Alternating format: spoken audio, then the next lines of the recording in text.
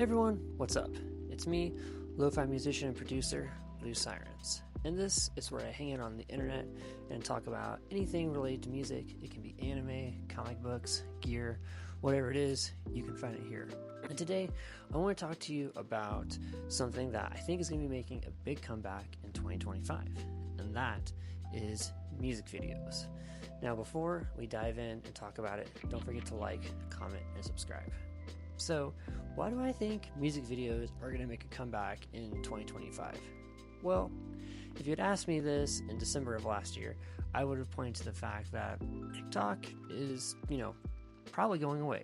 And we still don't know what the fate of TikTok is. There's an extension. We don't know what's going to happen with it. But I think that is kind of fueling the idea that we're shifting away from short form content and we're looking more towards long form content.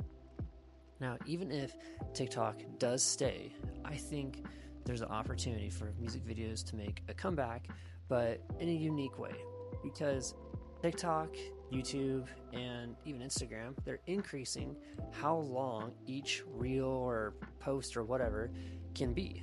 No longer are we going to be limited to 15 or 30 seconds.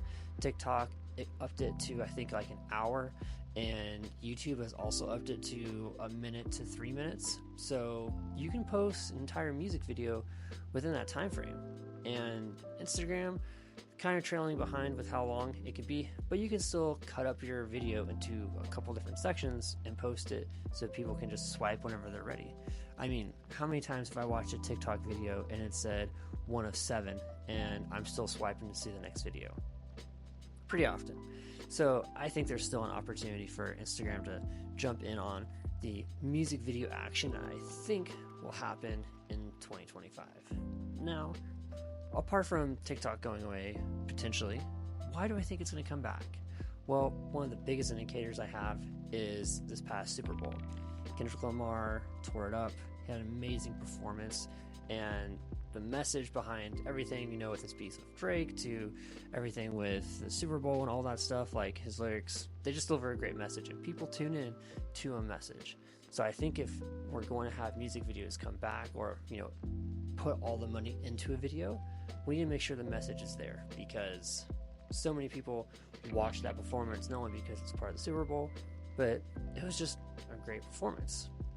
When I think back to other artists in the last couple of years that have released music videos and I've been compelled to watch the music video without necessarily hearing the song, just knowing that there's a music video because this artist put it out.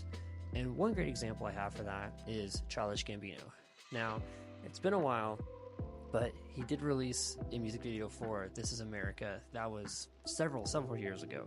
But that was even to the point where I wasn't really tuning into music videos, but I wanted to watch that video because of Childish Gambino and the way he crafts his music videos with imagery and the message.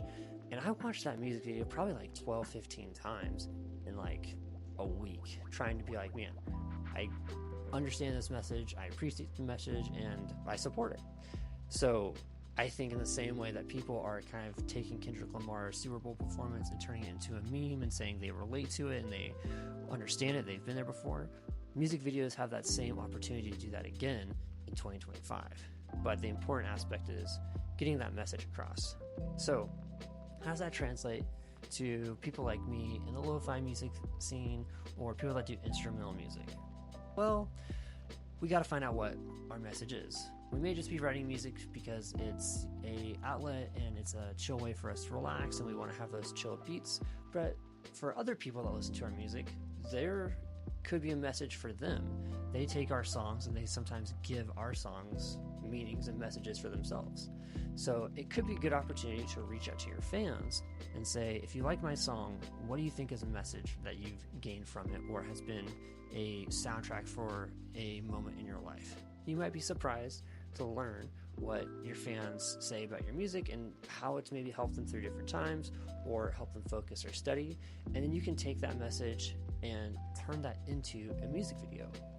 Yeah, performance videos of us playing beats and all that, that's fun. And, if it's filmed great, that can work really well. You can have a couple friends over and have them film from different angles of you playing the song over and over and over. Get some really good edits and cuts. throw it into a video editing software and just cut it up for transitions and have it all be there all at one time, so it's easy to flip back and forth between what you want to see. And that could go pretty well. And that could be one option for a music video, because in 2025, I don't think we need to have just one music video. You can release multiple music videos for the same song. So that's one option that you could choose. But I think deep down, having that aspect of how am I getting an emotional connection and conveying the message I want to convey through my music to an audience is what's really going to unlock the power of music videos in 2025. There's artists that I've followed on Instagram because they deliver an emotional performance of the songs that they're playing, and it's only like a 30-second clip in Instagram. So if you are a band or a musician that has lyrics, do an emotional performance and put those phones in multiple areas of your practice space, capture that, and then that's one option for a music video. And then you can create another story behind your music video for other posts or other platforms to connect further with fans. So in this day and age, I think there's a lot of opportunities to how we can use music videos, because we make music videos to a certain extent anytime we make a video post. We just need to be a little bit more creative and kind of back to basics of how am I getting my message across with these music videos and these ideas that I have. And I think the easiest way to do that, again, is connecting with your audience, understanding what your music means to your audience so that you can create a captive message around it. And if they're already connected with the message, get them involved. If there's people in your hometown or wherever you live that want to be in the music video, get them in the video. Have them do something to, maybe they mail in something, they draw something. You can get some thread or tweets to kind of like pop up throughout the music video to have them be involved in it. It's a good opportunity to engage your fan base even further. So music videos, I know in the last couple years, I've only gained about maybe 10% of the amount of plays as they've gained in streams. So it's kind of tough to say if it's going to pay out when it comes to those streams versus coming from a streaming service. So it will be an investment for sure, but for your 10% of fans that are hardcore, they're going to become even more hardcore and be more die-hard fans for you and your music. So could be something to think about, could be something to invest in. It just depends on where you are in your musical journey. But what do you guys think? Do you think music videos are going to take off again in 2025? Let me know your thoughts below, and don't forget to like and subscribe. Peace.